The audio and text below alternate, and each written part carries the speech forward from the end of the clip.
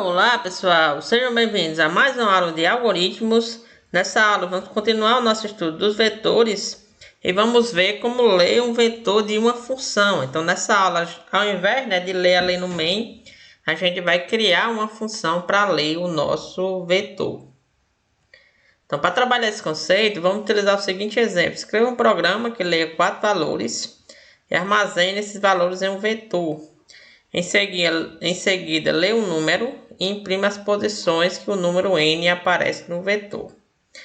Aqui a gente tem um exemplo, foi pedido informe 4 valores, ele digitou 5, 3, 2 e 2. Informa o número que deseja buscar, ele digitou 2. Foi impresso que o número 2 aparece nas posições 2 e 3. Aqui se a gente analisar, as posições, 5 está no 0, 3 está no 1. O 2, o primeiro 2 está na posição 2 e o segundo 2 está na posição 3. Estamos aqui no nosso ambiente, vamos começar a escrita do nosso programa. Então a gente vai começar incluindo a biblioteca para ler informação de teclado, gerar dados na tela. Fazer o int main. Aqui vamos declarar o nosso vetor, vou chamar de v e ele vai guardar 4 elementos. Beleza, aqui eu vou fazer o que? Pedir para que os valores do vetor sejam informados. Vou colocar aqui informe os valores. Beleza, aqui eu vou criar uma variável i para nos ajudar a caminhar no nosso vetor. E aqui eu vou ler o vetor, efetivamente. Beleza, então aqui a gente leria aqui no main, mas ao invés disso eu vou criar uma função para isso. Então primeiro eu vou fazer aqui no main, depois eu crio ali a nossa função. Então para ler a gente teria que fazer o quê? Fazer for e começa a preencher a posição 0 e vai preencher até a posição n. N no caso corresponde a 4, e mais. Então aqui eu vou ler um valor, então vou fazer scanf, vou ler um valor em particular. O nosso vetor armazena números inteiros, então eu vou ler um inteiro e o que o usuário digitar vai para o nosso vetor na posição i. Beleza, aqui eu já li o nosso vetor. Agora eu posso fazer uma análise sobre ele para entender quais são as posições que o número ele aparece. Então fazer um printf aqui para ele informar o número. Então informe um número. Beleza, eu vou declarar aqui esse número n, então int n. Aqui eu vou fazer o que? Fazer um scanf para ler o número que eu desejo pesquisar. Também vai ser o inteiro que o usuário digitar, vai preencher ali a variável n. Então for e começando a analisar a posição 0 e menor que 4, que é a quantidade de elementos que a gente tem, e mais. Beleza, aqui eu vou fazer uma análise. Se o valor no nosso vetor na posição i for igual ao número que a gente quer pesquisar, então vou fazer um printf e vou colocar aqui %d barra n e vou imprimir no lugar do %d, na verdade é o valor de i, que é a posição que o elemento ele aparece. Vou compilar.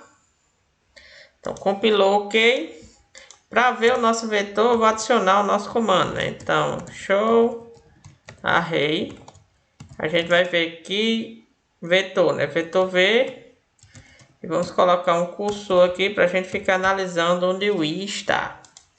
Beleza, compilando, executando aqui. Criamos o vetor com 4 posições. Criamos a variável n. Aqui também criamos a variável i. Foi pedido aqui para o usuário informar os valores. Eu vou informar aqui 5. Beleza, então i vai começar a preencher a posição 0. Quando eu vou colocar aqui o nosso vetor na posição 0, vai preencher ali o valor 5. Vai ser preenchido com o valor 5. Agora eu vou digitar um 3. Beleza, quando a gente executar, a gente vai ver, né, que a segunda posição vai ser preenchida com o valor 3. Agora eu vou colocar um 2. Quando a gente executar, vamos ver que a terceira posição foi preenchida com o valor 2. Eu vou colocar um 1 agora. Quando executarmos, vamos ver, né, que a terceira posição, ou a quarta posição, no caso, a do índice 3, foi preenchida com o valor 1. Beleza, e tá com que valor 4? 4 menor que 4 não. Então a gente sai do primeiro for, pede ao usuário o número, quero pesquisar o número 3. Beleza, vou ler aqui, N aqui, né, vai armazenar o número 3. Então o I volta a ser 0, 0 menor que 4, sim, eu vou analisar o valor que está na posição 0, 5. O 5 é igual ao número que a gente está pesquisando, a gente está pesquisando o 3, não é. Então vamos para frente. Vamos rodar mais uma vez o valor que está na posição 1. O valor dele, 3, é igual ao número que a gente está pesquisando, sim.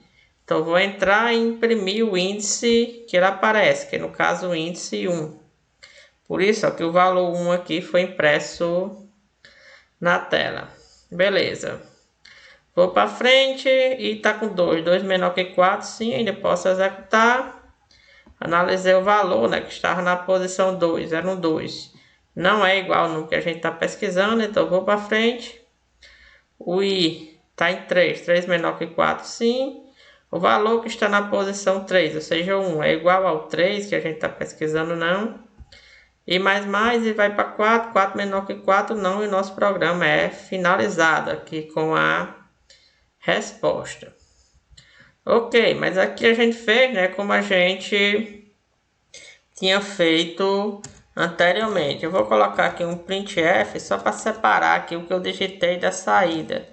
Então vou colocar aqui resultado.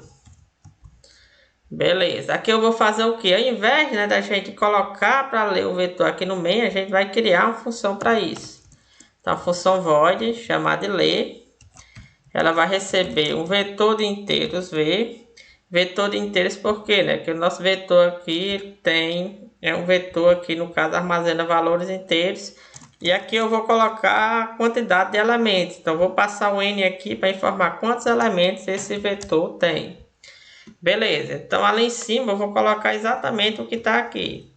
Esse for, que ele caminha, né, sobre o nosso vetor. E, no caso, ele preenche, né, o nosso vetor com os valores que a gente digitou.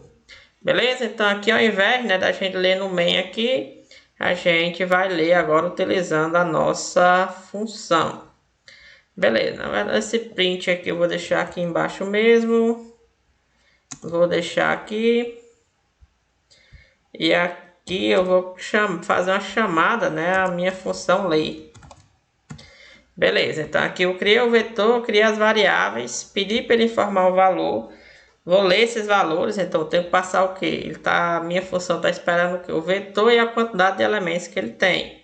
O vetor é a nossa variável v. Quantos elementos ele tem? Tem 4. Que a gente definiu aqui o nosso vetor de tamanho 4.